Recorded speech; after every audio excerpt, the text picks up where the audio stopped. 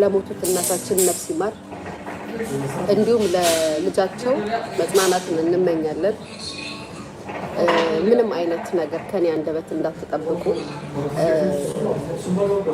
የተወቀስኩበት፣ የተተቸውበት፣ የተሰደብኩበት ምናምን እንድላችሁም አልፈልግም። ምናልባት እናንተ ትክክል ልትሆኑ ትችላላችሁ። እኔ ተሳስቼ ሊሆን ይችላል። ቴንክ የኔ ፍቅር በወጣ ይተካ። እኔ ተሳስቼ ሊሆን ይችላል። የእኔ ንግግር መጥፎ ሊሆን ይችላል። መጥፎ ንግግር ሊሆን ይችላል የተናገርኩት፣ ግን አይደለም ነገም ከነገ ወዲያም አይደለም ብዬ ነው የምናገረው። እናንተ ግን ነው ካላችሁም እሺ ብዬ እቀበላችኋለሁ። እኛ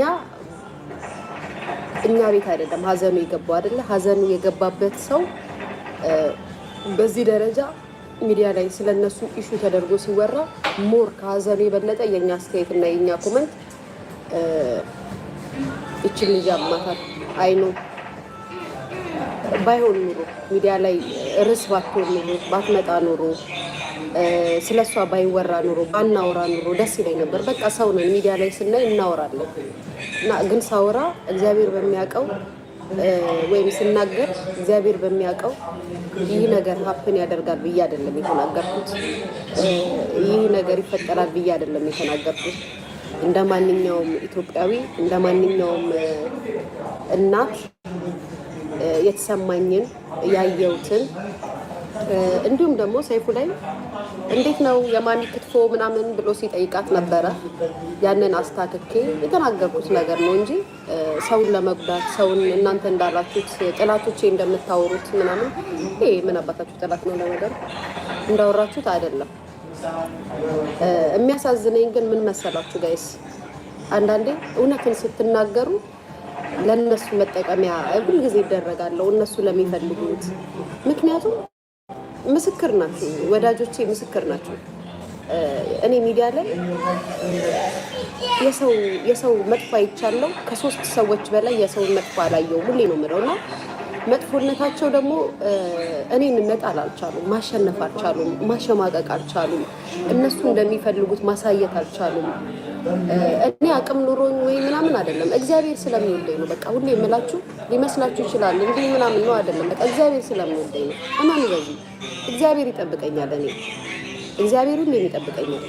እግዚአብሔር ይከላከልልኛል ለሚመጡብኝ ምናምንና እስኪ ራሳችሁን ታዘቡ። ያ ብዙ ሰው ይጠላታል ብላችሁ ታወራላችሁ እና ግን የሆነ ነገር እናንተ ማዕበላችሁ ስታስነሱ ወዳጆቼ ይበዛሉ። በጣም ብዙ ሰው ሲከራከርልኝ ያለው ምናምን ያስቀኛል።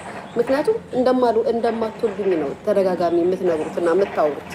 ከዛም በኋላ ግን የሆነ እኔን የሚያስጠቃ ነገር ወይም ጉዳት የሚያደርስ ነገር ላይ ሴራ ስትሰሩብኝ ብዙ ወዳጆቼ ደግሞ መስካሪ የሆኑ ይመጡልኛልና እገረማለሁ።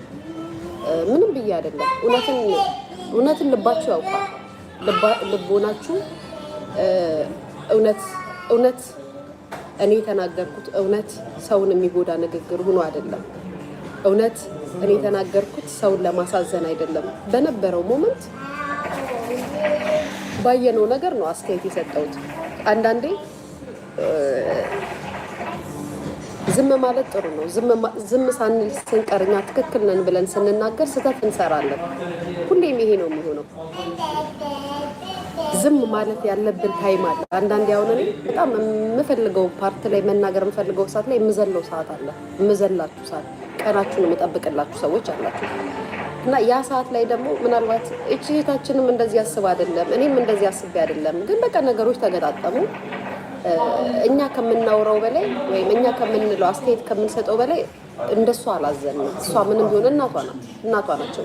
በዛ ላይ ስለ እናቷ በዚህ ደረጃ ስንወያይና ስንነጋገር የበለጠ ልቧን መስበር ነውና እባክሽ የሰዎችን ኮመንት የሰዎችን አስተያየት ሰዎች ስለሚሉሽ ሳይሆን ወደ ራስሽ ተመልሰሽ ከልብሽ ይቅርታ አድርጊልኝ። እኔ ስላንቺ መናገር በፈልግ ኑሮ አሁን አልነበረም የምናገረው።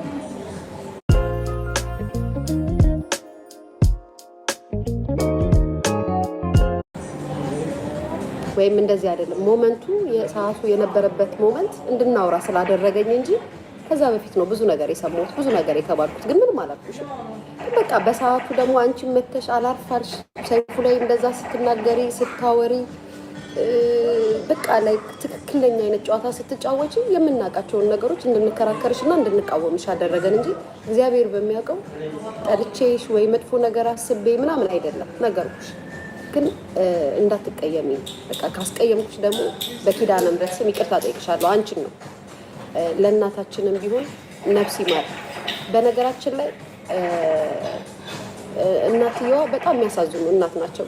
አንድ ወዳጄ ምን ብሎ ነገር ይመሰላችሁ? እኚህ እናት አይደለም እኛን ኢትዮጵያኖችን ቀርቶ ፈረንጆችን እንኳን ሲያገኙ እንደ ሀበሻ ነው አቅፈው የሚስቡት፣ ልጄ ብለው ነው የሚያጉርሱት። ከዚህ በፊት አንድ ፈረንጅ ምን እንዳረጓቸው ታውቂያለሽ? ሊያሉ ልጄ ብለው ቅፍ ሲያረጓት አንገታቸው ላይ ያለውን ሀብል ወርቅ ሰረቀባቸው ብለው ነገሩ። እዛው አሜሪካ ያሉ ሰዎች ናቸው የነገሩ። ውሸት ከሆነ መቼም ውሸት አላወራም። እና እኚህ እናት ሁሉንም የሚያቅፉ እናት ናቸው። ሁላችንንም የሚወዱን እናት ናቸው። በሰዓቱ መነጋገሪያ ርዕስ ሆኑና ተነጋገርንባቸው፣ አወራንባቸው እንጂ ጠልተናቸው። እኔ እውነት እግዚአብሔር ምስክሬ ነው ለእሳቸው በመጨነቄ ምናልባት እኔ እንደናንተ ላላስብ እችላለሁ። እኔ ስለ እናቶች ሊያ ብዙ ጊዜ ሊያ እናትን ትጎዳለች ምናምን ትላላችሁ። እኔ እናቴ ሳልጠግባት የተለየው ልጅ የሰውን እናት እንዴት ትጎዳለች? እኔ እኮ እናቶቻችሁ ስታንቀባርሩ ሳይ ነው ደስ የሚለው። እናቶቻችሁ በቃ ስትንከባከቡ ሳይ የምር ነው ደስ የምትሉኝ የምወዳችሁ። እና ለምን ይመስላችኋል ያልገባችሁ ነገር? እኔ yes it's for me thank you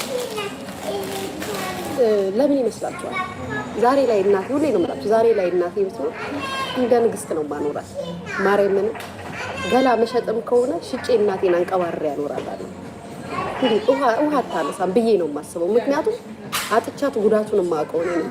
የእናቴን ማጣት እኔ ነኝ የማውቀው ስላጣኋት ማለት ነው፣ ስለሌለች።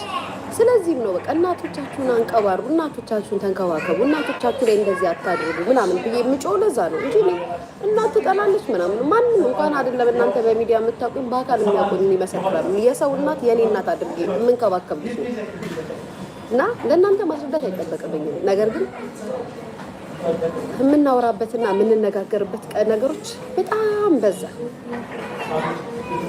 እኔን ለመጉዳት ብላችሁ የማይባል ወሬ ታወራላችሁ። ሊያ እንደዚህ ያለች፣ ሊያ እንደዚህ ያለች፣ ሊያ ያለች። እናንተ ወጀብ፣ እናንተ ኮመንት፣ እናንተ ስድብ ከዚህ እኔን ያስደነግጠኝ። በነገራችን ላይ እውነቱን ስነግራችሁ ዛሬ ላይ አሁን እንዲሳወራ ትመጡና ለእናንተ ቲክታክ እና ወሬ ማድመቂያ እንደዚህ ብለሽ ነበር እንደዚህ አወራሽ። ባይዘዌ ስነግርሽ እውነት ስለምነግርሽ አናዳችኋለሁ። ውሸት አልነግራችሁም። ግን ይሄን የምለው ዛሬ መጥቼ እንደዚህ እኮ ነው እንደዚህ ነው ብሎ መናገር አቅቶኝ አይደለም። ከሷ በላይ እኛ አልታመንም። ከሷ በላይ እኛ ልባችን አልተሰበረም። እናቷን ያጣት ቢያንስ እንተዋት። ማውራት ካለብን ግን ስለ ራሳችን እንነጋገር። እኔ ነው አይደለ የተናገራችሁኝ ያላችሁት፣ ምክንያት እኔ ነኝ አይደለ? ይቅርታ እኔ ሆንኩ በጣም ይቅርታ። ግን አሁንም ምክር ነው የምሰጣችሁ። እናቶቻችሁ ከሀገር ማዶ ወስዳችሁ ቪዛ አስመትታችሁ ለቫኬሽን ብላችሁ ስራ አታሰሯቸው። ምን ችግር አለው? እናት ብትሰራ አትበሉ። እናንተ ደርሳችኋል አይደለ? ልትጦሯቸው ነው አይደለ? ከቻላችሁ ጦሯቸው፣ ካልቻላችሁ አትውሰዳቸው። እናት ይኸውላችሁ ታማ ዶላር ሰጥሻለሁ ብር ሰጥሻለሁ ብትያት ትሰራለች። የኛ ሀበሻ እናት እንደዚህ ነው። ካሰራችኋቸው ደግሞ ሚዲያ ላይ አታሳዩቸው። በቃ አለቀ። ሰው ይተቻል። ሰው ፍጹም አይደለም። እኛ ፍጹም አይደለም። ያየነው ነው የምንተቸው። ሶሻል ሚዲያ ላይ ካመጣችሁ እንተቻችኋለን። አታሳዩ። የሀብታም ነው ኑሮ ነው የምኖረው። ከዛም በኋላ እናታችሁን ስታሰሩ ስታዩ ደግሞ ትተቻላችሁ። ጥላቻ ምናምን ይመስላል። ሚዲያ ላይ ኮመንት ስለተሰጠ ምናምን አይደለም። እውነታው እሱ አይደለም። አሜሪካ ኤምባሲ ገብታችሁ ቪዛ ስትጠይቁ እናቴን ለቫኬሽን ብላችሁ እንጂ እናቴን ሞግዚት ላርጋት ብላችሁ አይደለም የምትወስዱት። እናቴን አሜሪካ ውስጥ ላሳክማት ብላችሁ እንጂ ስራ ላሰራት ነው። ምን ችግር አለው? አንቺን 40 እና 50 ዓመት አሳድጋ ከ50 ዓመቷ በላይ ዶላር ታምጣለች። ለየትኛው አድነዋ ማለት ምን ሊያደርግላት? በቃ ቁም ነገር አደረሰቻችሁ። በቃ ከቻላችሁ አኑሯቸው፣ ካልቻላችሁ ደግሞ እዛ ወስዳችሁ ልጆቻችሁን አሳዳጊ አታድርጓቸው። ካደረጋችኋቸውም ደግሞ ከልጆቻችሁ ጋር ብቻ አድርጓቸው። ብር ናፋቂ እውነቴን ነው። እናት ሲኖራችሁና እናት ሳይኖራችሁ የስ ገንዘብ ሊያስፈልጋችሁ ይችላል ግን